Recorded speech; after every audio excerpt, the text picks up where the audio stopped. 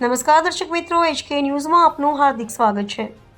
હિંમતનગરમાં કરોડોના દારૂ પર ફરી વળ્યું રોલર।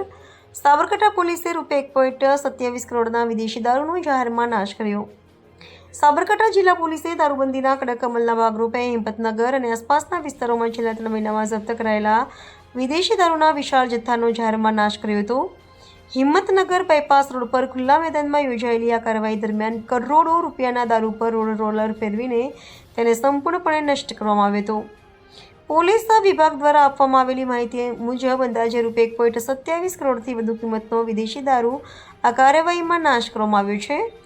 લોકઅપમાં રાખવામાં આવેલી 34,836થી વધુ દારૂની બોટલો અને ટીન જમીન પર પાથરી તેના પર ભારે રોલર ફેરવવામાં આવ્યું હતું।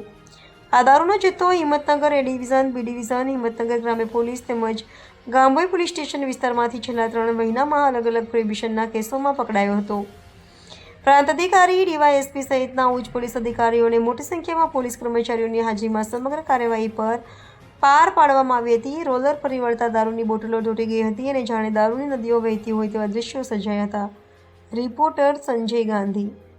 જિલ્લાના હિંમતનગર તાલુકાના 4 police station, Himmatnagar A division, Himmatnagar B division police station, Himmatnagar ગ્રામ્ય તથા ગામભોઈ પોલીસ સ્ટેશનમાં છેલ્લા 3 થી 4 મહિનામાં પકડાયેલ વિદેશી દારૂ જે 103 ગુનાનો 34,836 બોટલો છે અને એની કિંમત થાય છે ₹1,27,88,413, જેનો આજરોજ હિંમતનગર બાયપાસ પાસે કોર્ટના હુકમ આધારે નાશ કરવામાં આવેલ છે।